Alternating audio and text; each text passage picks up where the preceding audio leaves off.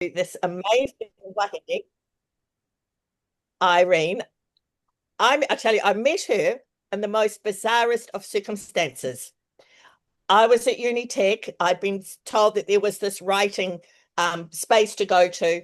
So I'd gone to do my writing up there. There was another woman in there who I didn't know, and she's sitting on the phone, and I can hear her trying to get hold of Vaughan Park. And I'm thinking, oh, that's interesting. Anyway, she's a bit frustrated. So I said to her, oh, are you having problems with Vaughan Park? And Irene goes, yes, I've accidentally taken a key back with me. And I said, well, give it to me because I don't live far. I'll drop it off.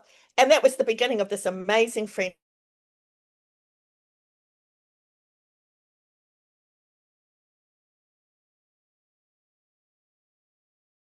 She and I worship at Holy Sepulchre. She also comes and supports me as I set up karakia on the North Shore. She is just finished her master's and is about to start her PhD. She's got a full scholarship. That's how brilliant and how amazing her topic is. And so I just again introduce you to Irene and say, may she just blow your minds with the work that she's doing. Kia ora, Irene. Oh, should I open with prayer as well? Yes. Oh, oh, oh, Creator God, what a day today has been. The birds have been singing, the trees have been just shouting out your praise. And we, as your people on earth, have been living our best lives, being you in the spaces that we're in. And so, Father God, I thank you for this time where we can just settle and rest before you and focus on what it is that you're saying to the women leadership in the church, women in the church. I pray, Lord, for Irene and the work that you have blessed her with, that you would continue to inspire and grow that, and that it would be of immense benefit to the church itself. And so, Father God, bless every person who's sitting on my screen, bless their whānau, their households, bless all their whakapapa, as we all join together to support our sister as she presents her work tonight. We ask these things, Jesus, because you are the great Redeemer. Amen.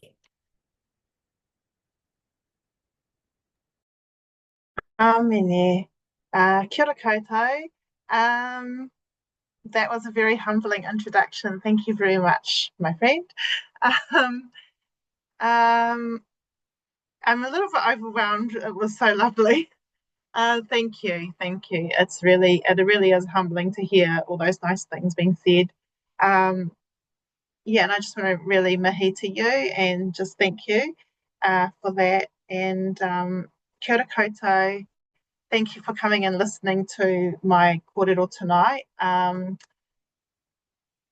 As you've been told, it's my master's research topic. So maybe I'll just I'll go straight into the presentation. And normally I would introduce myself, but I do have introductions in here. So kei te pai, Serena, should I just get started?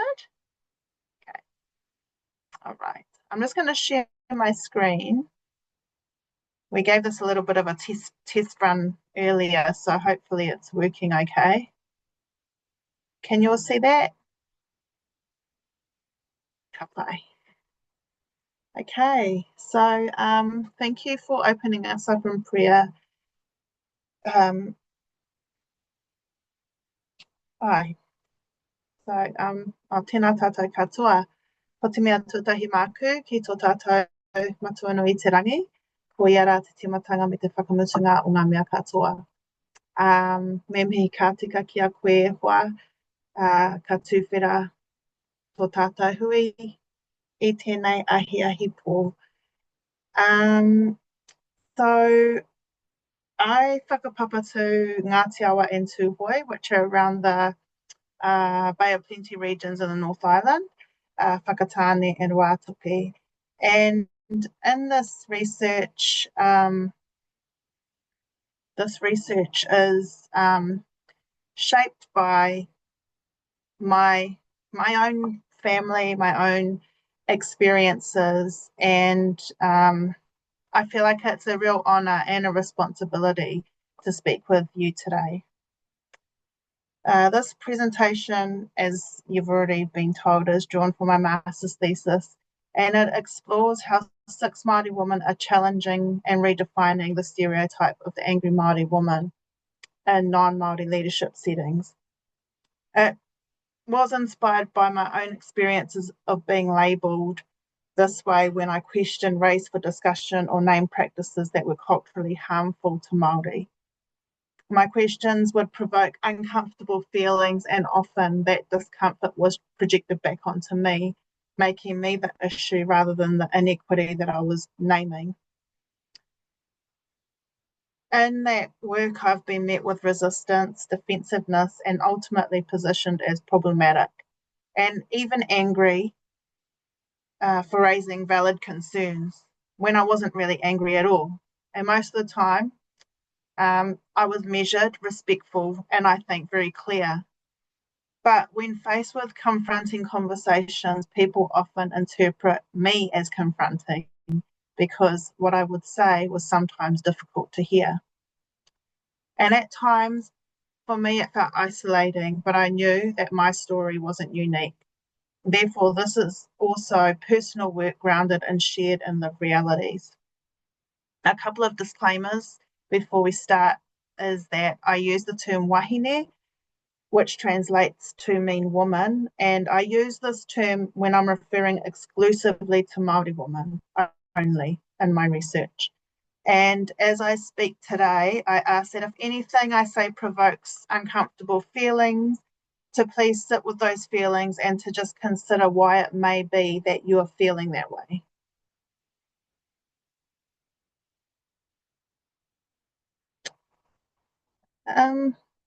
So the research grew from conversations with wāhine working in non-Māori spaces who do work that challenges the social norms with a goal to serve Māori and see Māori thrive.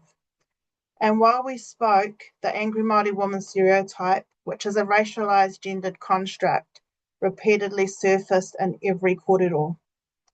There's little academic literature in Aotearoa theorising the stereotype, but parallels with Charmaine Williams' work in America on the angry Black woman are very strong.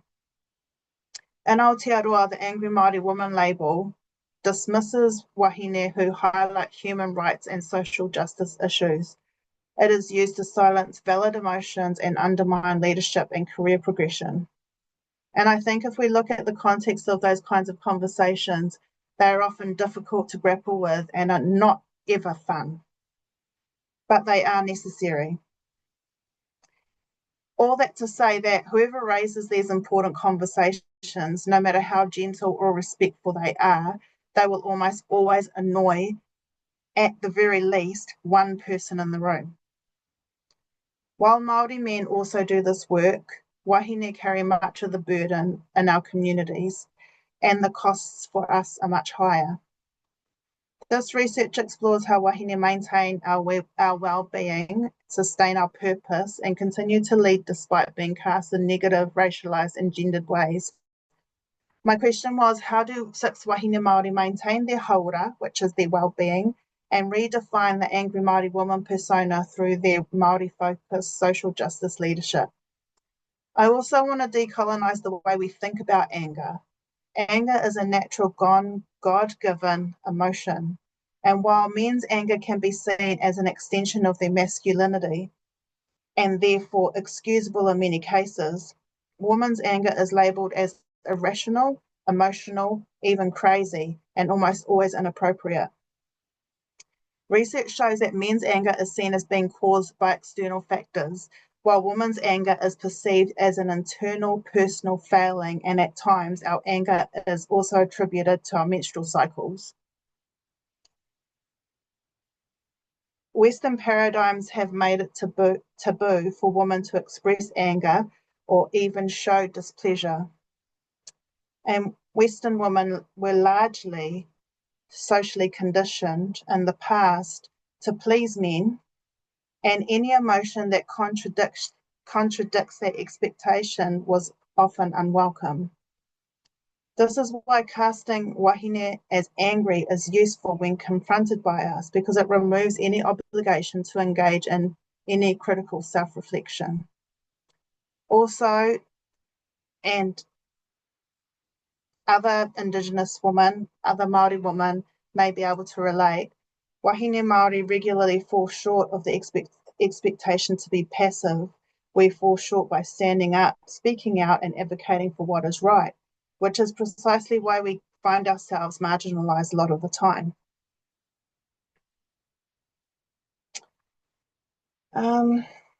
So my work and passion have been focused on affirming Māori ways of being and doing, making the cultural norms visible, white cultural norms visible.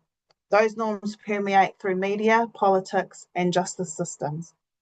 If you take Hana Rāwhiti, Maipi Clark, she has been negatively labelled for asserting her culture and has been relentlessly bullied by older men in Parliament since she began her political career.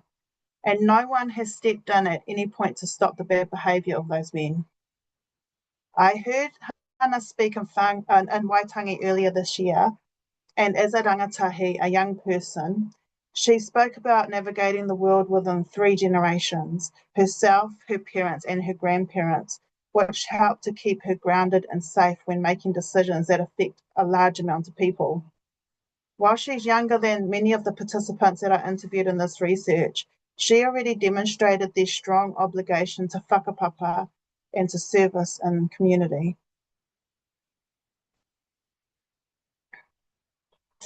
So this is my whānau. This is all the people that in my life, my special people. I descend from Whakatāne into Te Eruira, and through my mama, that's on my mama's side, on my mum's side, and on my dad's side, I'm Scottish and English. And I was raised in Auckland, surrounded by strong Māori identity with my grandparents. But I must say that racism still managed to shape my self-perception at 15 and again at 19 when I became a mother. Those experiences inspired my early work in faith-based social services, where I aspired to support Māori through systemic barriers that I'd struggled with. But I wasn't always heard, even though I was paid to speak to and teach people about these issues. People just wanted to know, often, a Māori prayer or learn some nice songs. When they were challenged to meet me or my other Māori colleagues where we were, I felt like that was too much to ask a lot of the time. That dissonance actually became the seed for this research and inspired me to name issues so that other wāhine can benefit positively from my experiences and have something to refer to that validates their realities and experiences. When I started this research, I couldn't go past my own tribal narratives, and I referred to Wairaka, who is famously credited with saving the ocean voyaging vessel Mātātua, which my ancestors travelled to Aotearoa. Wairaka saved the drifting vessel and spoke the words Kia whakatāne au ia hau, which translates to, I shall act like a man. That moment is immortalised in the township that's now known as Whakatāne. But the deeper lesson isn't about men, about becoming men in order to lead. It's about wāhine leading with courage and resolve despite social norms that assign certain tasks dependent on gender. Those tasks did not define social status or hierarchy, but rather balance, although there certainly was a hierarchy of sorts that was more determined by genealogy rather than gender. Wairaka is represented all over Auckland, and her story reminds us that wāhine once held significant leadership roles in Māori society. Colonisation had disrupted that balance, which significantly undermined the value of Māori women's work, but wāhine remain vital leaders and knowledge holders within their communities. Because wāhine lead best as wāhine, my thesis title, Kia whakawāhine au ia hau, advances and reframes the original whakatauki proverb to speak back to patriarchal assumptions that we as wāhine face in a contemporary world. Assumptions that did not exist when Wairaka first spoke these words. However, this research also highlights how Māori women are unjustly stereotyped when they embody the leadership attributes derived from our female ancestors and our own tribal narratives.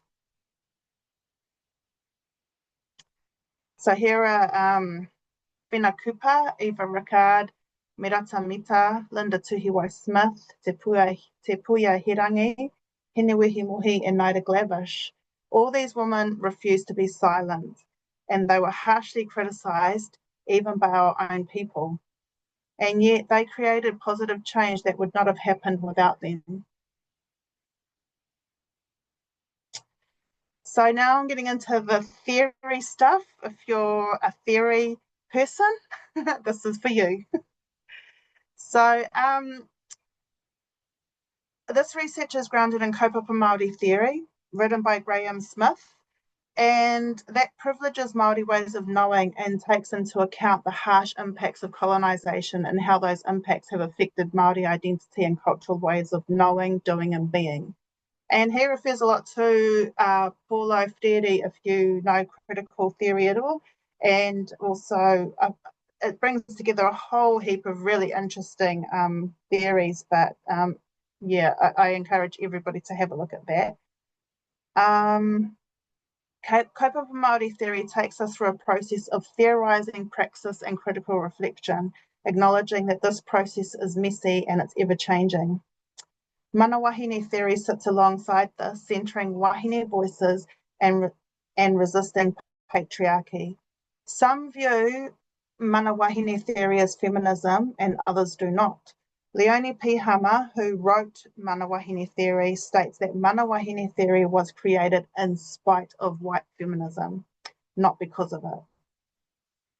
Kaupapa Māori methodologies speak back to Western research, which has long been a colonising tool, restoring integrity to our narratives and epistemologies, and Pūrākau, which was developed by Jenny Lee Morgan, preserves the depth and cultural context of our stories as a narrative method. I use thematic analysis to identify themes from the wāhine stories, and for recruitment, I use whanaungatanga, which is a process of building relationships, whether through kinship, shared experiences, or common purpose.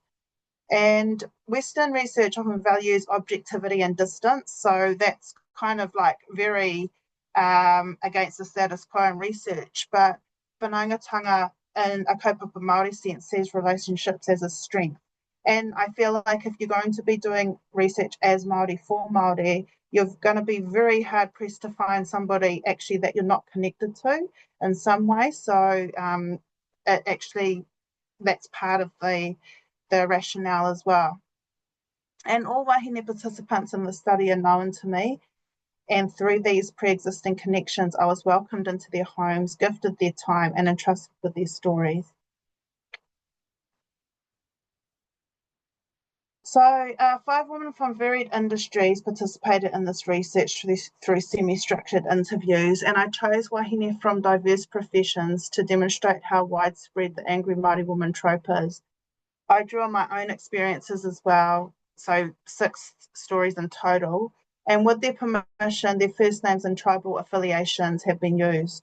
I selected wāhine who work in non-Māori spaces to explore and understand their experiences of leadership within those environments, and the most critical criterion is that each participant is a Māori woman. As stated earlier, I use wāhine to identify Māori women exclusively.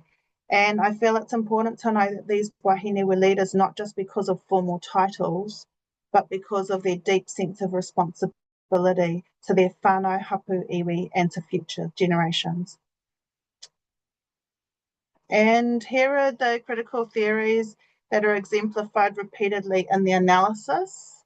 And a lot of these are spoken about, like they're all covered in the literature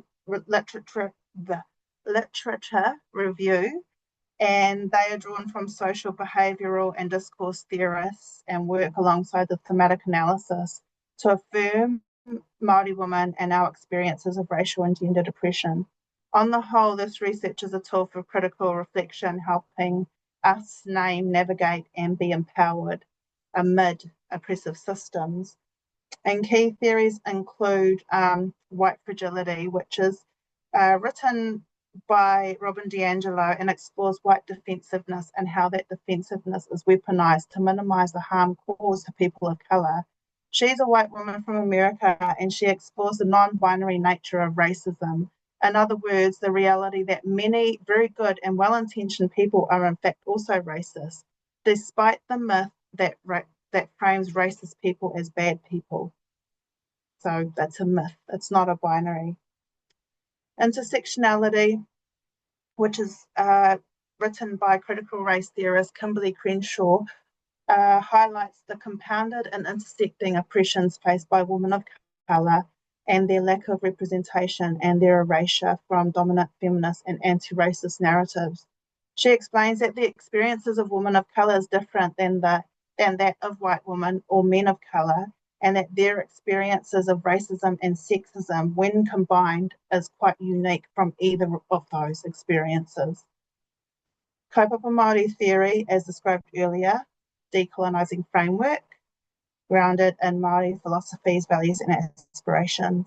Mana wāhine theory, I've explained already. Hegemony by Antonio Gramsci, if you've heard of his theory, is the internalization of social control. And within the context of my research, this helps to explain how Māori and women can and do reinforce and impose colonialism and patriarchy on those that challenge dominant views. So a lot of the oppression comes from our own people sometimes. It's not always external from our own people. Sometimes we're doing it to ourselves.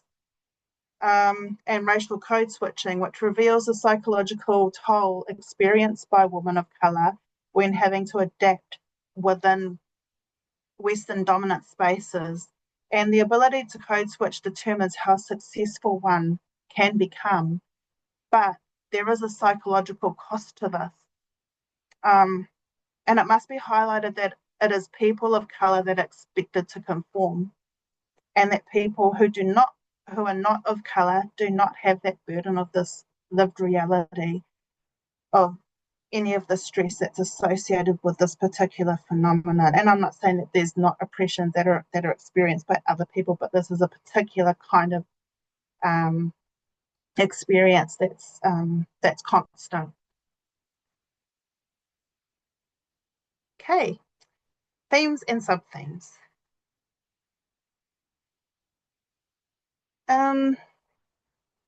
So the themes that kind of came through were around, there were 4 main themes that came out.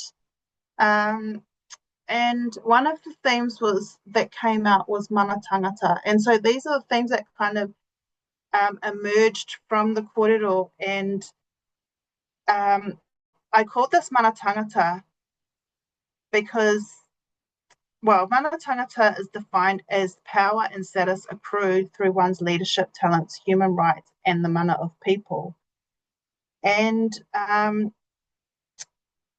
it's because as I was going through, it kind of became really clear that the woman, when they spoke, they talked about leadership grounded in whakapapa and in genealogy, the way that they were taught and raised, and their whānau responsibility, the tikanga that they were raised with, what is correct, the correct way of treating people, that's culturally congruent, that's interested in collective well-being but not ego. So they spoke about aroha as the core principle that continues to emerge within their own whānaus, and that kind of showed why mana tangata was an appropriate notion to encapsulate what constitutes good leadership from a wāhine Māori perspective. And I'll go through this a bit quickly because I can see the time's going a little bit fast. The next one was te riri, which explores anger among Māori women leaders, and it reveals the complex dynamics where anger is not merely an emotional response, but a significant aspect of leadership, resilience, and resistance.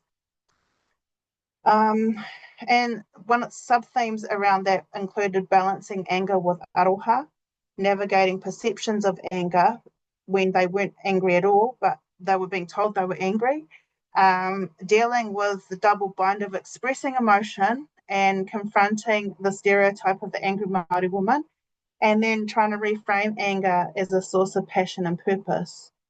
Te riri tātame is a recurring theme, and that's basically colonial violence. And it's related to historical and systemic oppression and the ongoing impacts on Māori cultural identity and leadership.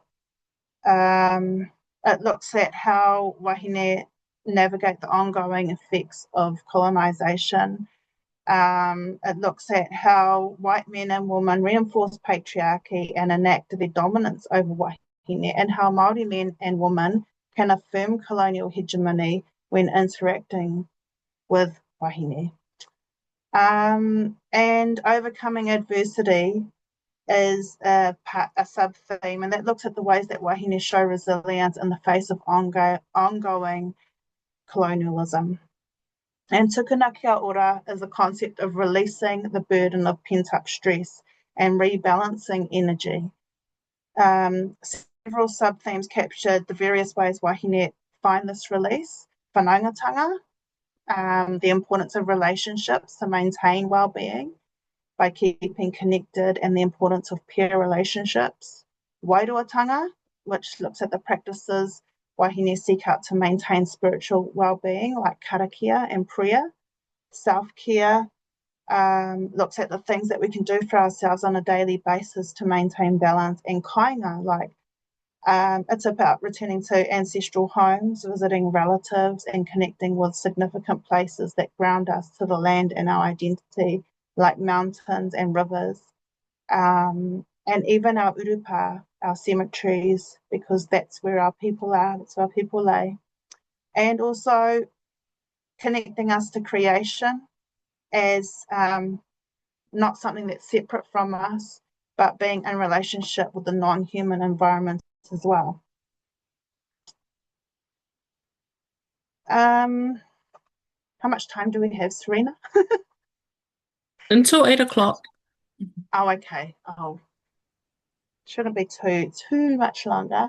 I've just put a few quotes up in here, and then I'm going to give a little bit of a breakdown of the analysis around some of these. But this is Tui. This isn't her, but this is her quote. And she said, I can come across as being the angry Māori woman, but actually I think we need to change that narrative. I'm not an angry Māori woman. I'm intentional, I'm purposeful, I'm unapologetically Māori, and I will not bow or lower that standard for anyone. Now, Tui is she's a CEO in a not-for-profit NGO, and so she's she's a very dynamic woman. And her approach challenges the negative connotations associated with anger, particularly in the context of wāhine leadership. Pihama and Te Awa Kōtuku, which are two authors that I reference in my literature review, emphasise that mana wāhine is about asserting our inherent power and authority as wāhine, which includes the right to express emotion like anger in culturally authentic and meaningful ways. Tui's narrative rejects the colonial and patriarchal framing of anger as negative, instead reclaiming it as an expression of her cultural identity and intentional leadership. Jenny discusses how the angry Māori woman stereotype is rooted in gendered expectations, that wāhine should be non-confrontational, aligning with traditional Western gender roles. She says, well, of course, the angry Māori woman is a very gendered discourse. First, that Māori women shouldn't be angry, that we should have a good tone, and we should be loving and kind and aroha, and we should sing, if possible. Make cups of tea, that would be nice, and make you feel welcome. So it's a very stereotypical and gendered discourse. It's used to delegitimise women who stand up and are assertive and call out injustice, bad behaviour, racism, sexism, heteronormativism, all of the things that Māori women stand up for. Jenny prioritised structuring leadership to serve the community rather than forcing people to fit into rigid structures. Cultivating natural talents and being adaptive to the individual is a main feature of Jenny's leadership style. That's ensuring the needs of her team are met in ways that align with their strengths and their values, using a transformational, charismatic approach to leadership. So she says, I've got this team, how can we work to their talents? That's when I think leadership kicks in. A manager will manage people to the structure. Leadership will change the structure to ensure people are served and that people are working in the way they work best. So Te Kore provides an interesting observation of her Pākehā colleagues. Jenny, who is in the last slide, she is a professor and a director of a research centre. Te Kore is an executive leader within a tertiary institute. So Te Kore provides an interesting observation of her Pākehā colleagues who are more than willing to participate in equity and partnership workshops but fail to utilise their learning in their day-to-day decision making. She says, I guess it's a hope that if they could only learn the truth, that it would improve their behaviour. I found that those executive leaders, men or women, do learn. They do know everything that you need them to do within that time, but the application of that and their daily decision-making and engagements, it doesn't transcend. The knowledge that they've built up doesn't transfer to every other part of their life, because their life, as much as I would love to be wrapped up in my tūhoitanga, these people are solidly in their whiteness, more than they are in a 2-hour partnership and equity conversation. Te Kore's reflection indicates that while the preferred outcome is that learning would change her colleagues' perspectives, she acknowledges that humans are a product of our own lived experience, and that a half-day workshop would not shift worldviews, perspectives embedded over a lifetime.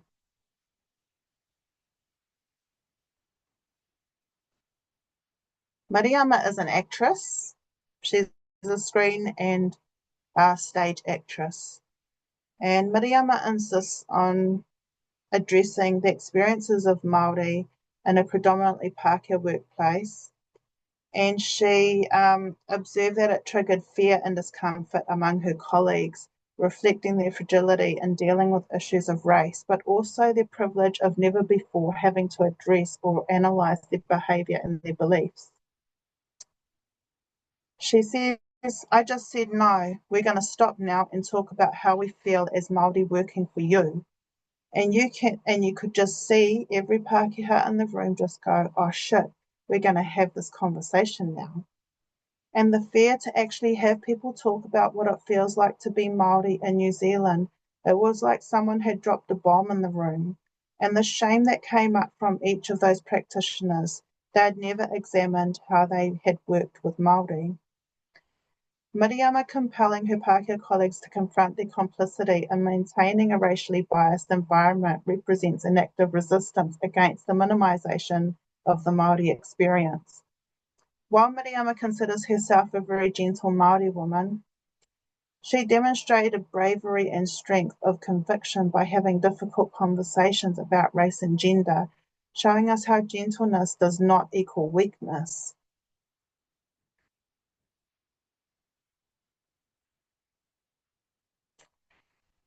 So Deepika says, I can't for the life of me. Deepika is in church leadership, faith-based leadership. So she says, I can't for the life of me figure out how people can depart from an authentic whakapono or faith to try and minimise or to conceive of me as a threat, when the only possible threat could be to pūtea or money. We're not drawing on the same communities, we're not connected to the same people. And they discredited the orthodoxy of my faith by positioning themselves as a theological authority. Because I am not a yes Māori. I used to work with some of these people and left because of the conditions that they enabled that continue to suppress us. And I'm not someone who just walks away without trying to have a go at making change or reconciling relationships.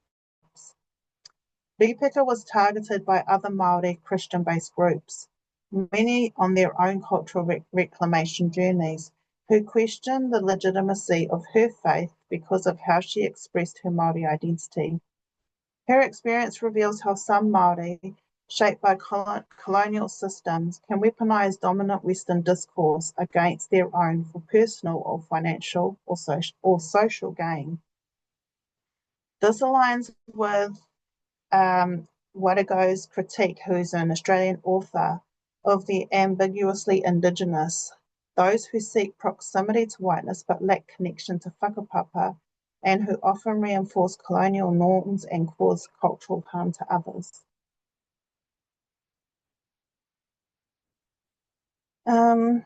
So, spiritual reflections on this research, the things that I've kind of thought through in relation to this is that it can be theologically grounded in the example of Jesus, who consistently uplifted the marginalized and disrupted unjust systems, affirmed the dignity and leadership of women all the time.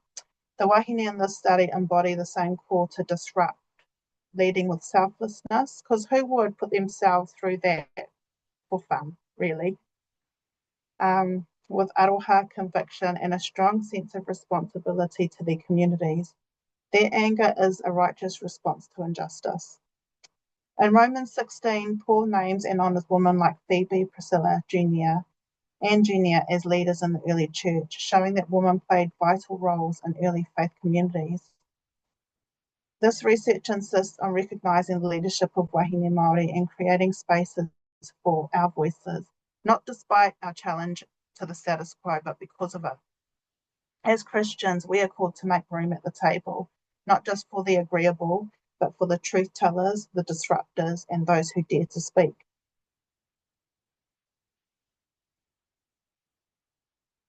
Therefore, this rangahau, this research doesn't end here.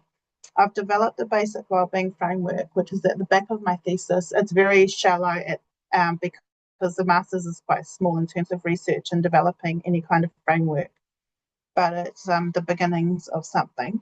And I plan on refining it further in PhD study. So I'm currently enrolled at the University of Auckland doing my PhD in the School of Psychology, and this presents an opportunity to explore critical questions at the interface of theology, psychology, kaupapa Māori, and human well-being. This is important because theological doctrines, church structures, and cultural expectations have all contributed to the marginalisation of Māori women in faith-based spaces. The data gathered in my master's study has established the existence and impacts of the angry Māori woman trope, offering insights into the nuances that exist both within and outside of faith-based environments. I aim to critically examine the interactions between kaupapa Māori, theological frameworks, and psychological theories of emotion, gender, and identity, and ultimately hope to contribute to a culturally grounded, theologically sound, and psychologically informed understanding of wāhine Māori leadership within the church. Most of all, I want to keep creating safer spaces for wāhine to lead as ourselves, and for our stories to be heard without translation. I'd like our anger to be recognised for what it often is, which is a strong sense of responsibility, care, and love.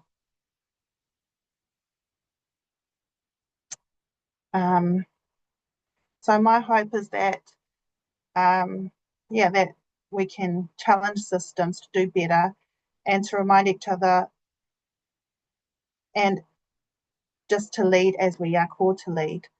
Nō reira, nei te mihi kia koutou katoa, tēnā koutou, tēnā koutou, tēnā tātou katoa.